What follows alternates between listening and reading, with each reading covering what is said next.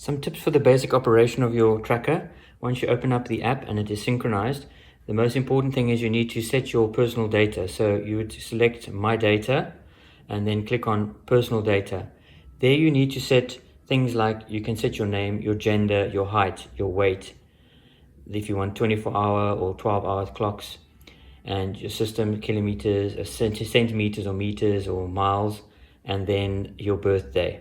Once that is selected, it then knows what to set for your targets and also your kilojoules burnt and your exercise, heart rate, etc. All is based on this information. So it's critical that this information is put into the unit.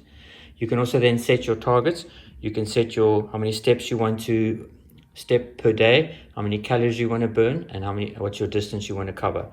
These are personal targets and can be changed at any given time.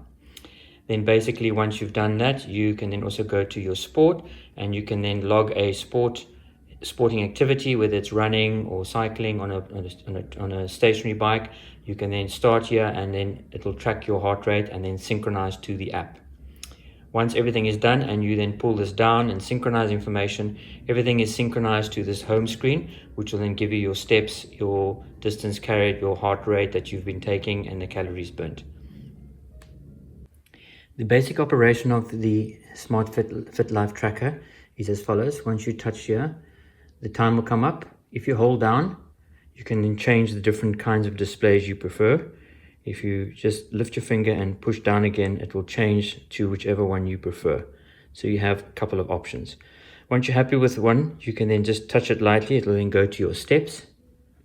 Touch it again. It will go to the distance covered. Touch it again, it will show you the calories burnt. Touch it again, it will show your heart rate. This will now start taking my heart rate. So while I leave it on there, it will now start, oh sorry, I pushed there wrong. Let's go back to the heart rate. You can then hold it down and it will start taking your heart rate.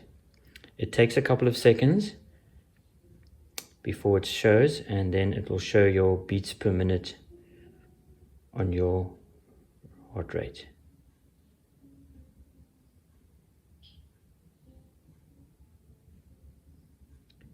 Once you push it again, it will then go to Find My Phone. Once you do this and hold down the button, it will then basically search for your phone.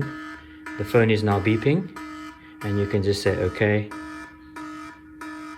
and you found your phone. So that helps you getting hold of your phone if you've misplaced it.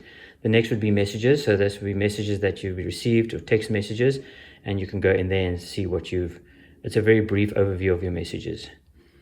So let's go back, and you hold down the button again to go back. And then you've got your steps, your distance, your calories burned, your heart rate, Find My Phone, messages, and that's just about your unit. And then if you go to the next, you can switch it off at night. If you wish to switch it off, you can hold the button down and it will then turn off your device.